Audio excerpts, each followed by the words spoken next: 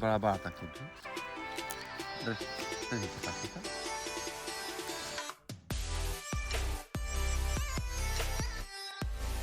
Në kuadrin e angazhimit në qendra ABA, sot do të demonstrojmë një problematike e cila është shumë e rëndësishme për të patur një prodhim të qëndrueshëm të ullirit. Siç jemi në Leni, jemi në përfundim të fazës së lulëzimit dhe më njëherë pas lulëzimit, absolutisht që do kemi patjetër që formimin e frutave. Dhe është jashtëzakonisht e rëndësishme pas këtij momenti të monitoruar të gjitha problematikat fitosanitare. Një nga problematikat të cilat ne do të kemi shumë shpejt është tenja e ullirit, pra solea, e cila është një dëmtues që shumë fermerë në momentet gjatë gjysmës të qershorit na thonë që kemi një rrëzim masiv. Një nga faktorët mund të jetë dhe pikërisht tenja e ullirit, apo mund të jetë faktor fiziologjik, por tenja e ullirit është një nga problematikat kryesore.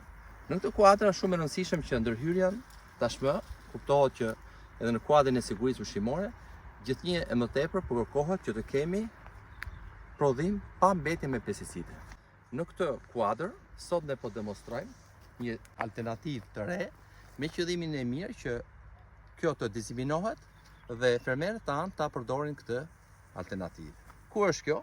Kjo ka të bëjë me përdorimin atyre që quhen grackave me feromone, me qëllim për të monitoruar dinamikën e popullatës së tenjes së ullirit. Kjo alternativë apo monitorimi me feromone, gracka me feromone, si thush është alternativa më bashkohore, e cila përdoret në gjitha vendet e zhvilluara, por në kuadrin e këtij angazhimi tashmë patjetër që duhet ta kemi përhapur edhe në kushtet e vendit tonë, dhe është pjesë përbërëse e asaj ndërmarrje që ne tani kemi marrë në lidhje me implementimin e kontrollit biologjik. Pra, dhe kontrolli biologjik, pra dhe përdorimi i feromoneve është pjesë përbërëse e kësaj pakete.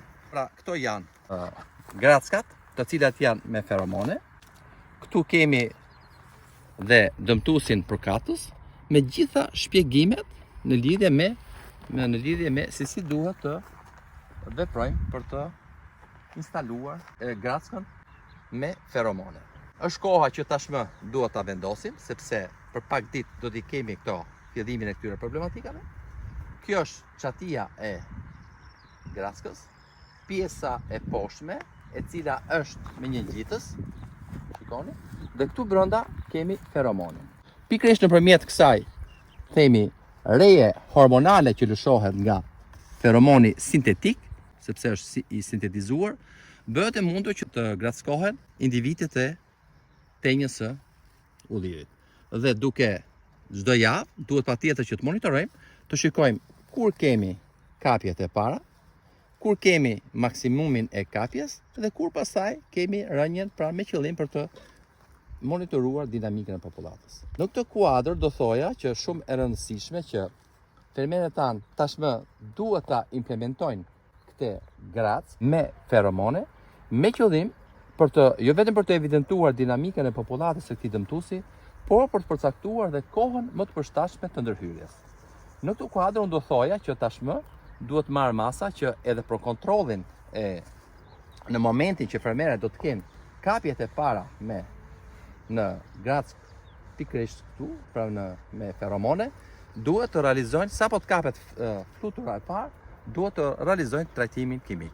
Me çfarë duhet ta realizojnë? Patjetër që është koha që jo mos përdorim më pesticide sintetike, por të përdorim pikërisht ato që quhen pesticide biologjike, dhe në rastin konkret është e mirë të përdoret bitia apo Bacillus thuringiensis. Si duhet veprojmë? Shumë thjesht, në moment që kemi kapjet e para, realizohet trajtimi i parë, dhe trajtimi i dytë duhet të realizohet 7 deri në 10 ditë pas trajtimit të parë. Ka shumë rëndësi koha e spërkatjes. Do rekomandoja për të gjithë fermerët tanë që në momentin që do shikojnë këtë situatë në ullishten e tyre, trajtimet është e mira që të bëhen gjithmonë në kohë darke, pra si thuash pas dite vonë, me qëllim për të shmangur problematikat e rrezatimit të fortë, sepse bitia është shumë i ndjeshëm ndaj rrezave të forta. Kështu që do thoja që është momenti që këto ditë fermerët tanë ti instalojnë këto gracka, pra gracka me feromone, dhe të monitorojnë çdo 3 ditë apo çdo javë pikërisht situatën e dinamikës së popullatës së këtij dëmtuesi. Dhe në momentin që do të kenë kapjet e para, e cila kanë përshtypjen që vetë pas disa ditësh, por qëllimi jonë është për ta sensibilizuar problemin pak kohë përpara se të kemi problematikën, në momentin që do kemi kapjet e para, ato të realizojnë trajtimin e parë me BT, Bacillus thuringiensis, dhe trajtimi i dytë të realizohet 7 deri në 10 ditë pas trajtimit të parë.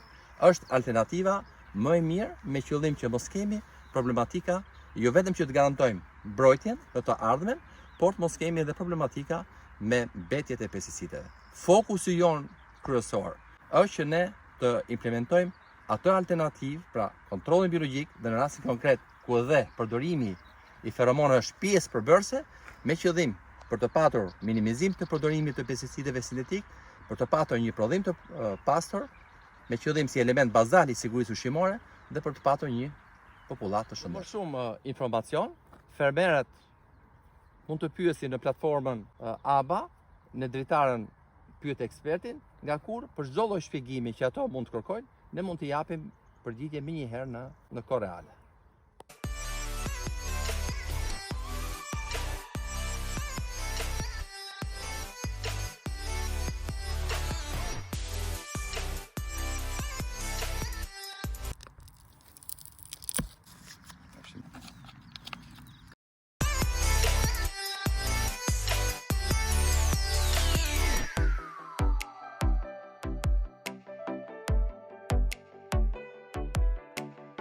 Pikërisht këtu kemi atë që thash është feromoni, e cila e heqim, e hapim me kujdes, pra hapet me kujdes, dhe feromoni pastaj vendoset pikërisht në, pra kjo është dispensersi, apo ku brenda është pikërisht feromoni i sintetizuar dhe pastaj vendoset në mesin e çatisë, në pjesën e poshtme